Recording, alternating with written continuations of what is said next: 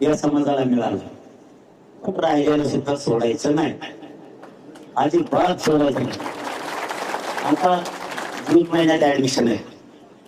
जून महिन्यात ऍडमिशन असल्यामुळं आता पोराचे ऍडमिशन होतं.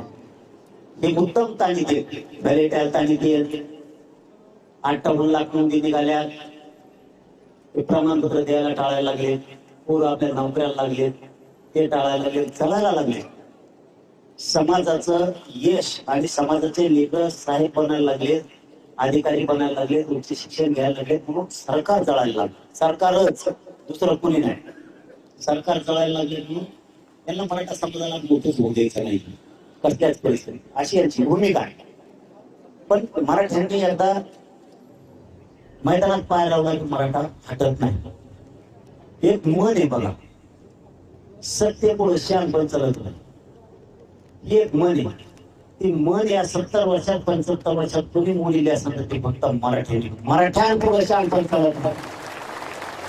म्हणून आपण प्रत्येक वेळेस सांगतो आमच्या समाजाची फसवणूक करू नका, पण ते उठलं सुटलं. मला एक गोष्ट नाही कळाली भाऊ, एवढा द्वेष आपल्या समाजाचा यांना हाई करू.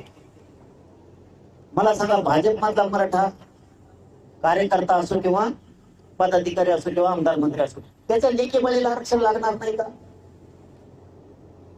आपला पक्ष सत्तेत आला, काँग्रेस, शिवसेना, राष्ट्रवादी, म्हणून त्यांचे लेकर मोठे होणार आहेत का?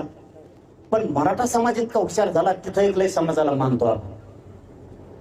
मराठ्याने 2 भाग केले, पक्षाच्या ठिकाणी. इथं लेकरा बाळाचा आयुष्याचा प्रश्न म्हणजे, म्हणून भाजप पासून सगळ्या पक्षातले मराठी, भाजप, शिवसेना, राष्ट्रवादी, काँग्रेस सगळे एक जीवन या लढ्यात लेकरा बाळाच्या स्वतःच्या बाजूने. तुम्ही पक्षाच्या बाजूला राहता, तुमच्या लेकराचं वाटलं होणार. तुम्ही नेत्याला मान देता, नेता मोठा होणार आहे, तुमचं लेकरू संपला म्हणून समजायचं. तुम्ही पक्ष वाढविता, जात वाढणार नाही, तुमचं पोरग पोरगी वाढणार नाही. म्हणून आपला मराठा समाज बदलला ना, याच्यात आपल्यात लय मोठा आनंद आहे. मराठा समाज इतका बदलला की मराठा समाज पक्षाला विचारत नाही, त्या दिवशीच काम करतो, करायचं असलं तरी पक्षाचं तेवढे दिवसापूर्वी. दुसऱ्या दिवशी स्वतःच्या समाजाच्या लेकराच्या बाजूला सगळे टाकते. ज्यातून मंत्री बोलते ती भाग वेगळा आहे, कारण त्यांना काहीतरी मिळवायचं आहे म्हणून ते बोलते. मी हे का सांगतोय तुम्हाला, आपल्याला समाजाच्या बाजूने हुशार होणं गरजेचं. समाज हे आपल्यासाठी देव असतात. मी बघा, तुम्ही उगाच येत नाही, सगळ्याला आवाज येतोय ना, तुम्ही उगाच येत नाही तिकडे. मी तुमचा विश्वास कमी नाही, प्रामाणिक राहू. तुम्ही उगाच नाही येत, कोण कोणासाठी नाही येत भाऊ.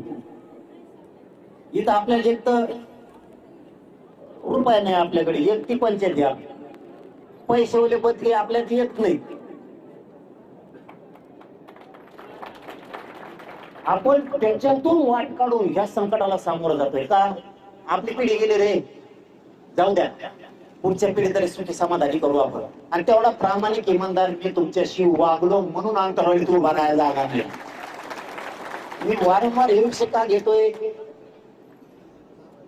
आज बैठक नव्हती म्हणून घेतो, नसता दरवेळेस इतके लोक येतातच अंतराळीत. पण याच वेळेस का ती बैठकच नव्हती, आपली पत्रकार परिषद होती, तरी जर एवढे बांधव यायला लागले म्हणल्यावर अरे यांच्या चरणी झुकावंच लागणार आहे. आणि प्रामाणिकपणाचं मला फळ मिळालंय. माझं फक्त एवढंच म्हणणं मांडायचं तुमच्या पुढं, वारंवार लढावं लागतं हे कोणी विसरू नका. तुम्ही जर शेती घेतली, आपले भाऊ सगळे बाहेर उन्हात तळत येत तरी उभा राहिले, उन्हात रुमाला घेऊन येत. या वेदनेची मी काळजी घेतो बरं का. तुम्ही उन्हात तळता, तुम्ही पावसात झोडपता, मुंबईत झोडपला, पण हटला नाही, त्याला मराठा म्हणते. उलट त्यांच्याच गाड्या घेऊन पळाला तुम्ही. काय मग बेकार पोटे द्या तुम्ही. काय मुंबई पोलीस होते मला पहिले ते कळलं ते पोलिसाचं बॅरिकेड त्याला चाक असते म्हणून ते पळत. अरे बेजार झाले ना. मुंबई जिवंत केली तुम्ही, जिवंत विचारानं जिवंत केली. आता मुंबईतले लोक काय म्हणतात माहितीये का, परत येणार आहेत का आपण लोक राय तिकडं एकदा या हो पुन्हा. अरे तुम्ही तिथंच हे आम्हाला इतक्याला म्हणावं लागतंय ना. म्हणजे लोकांना लोक कदरत असतील तर त्यांना आस लागली आस. तुम्ही मराठ्यांनी मुंबई जिवंत केली विचारानं पुन्हा. नसता त्यांचं 2-3 काम होती, ड्युटी आणि घर. झोपलाच लगेच, उठ लागे निघाला ड्युटीला. हे आपण नवीन एक वातावरण तयार केलं, आपण एक नवीन शांततेची दिशा दिली. आता पण शांततेतच होणार आहे, पण आंदोलन भाऊ असं होणार आहे आता असं करायचं.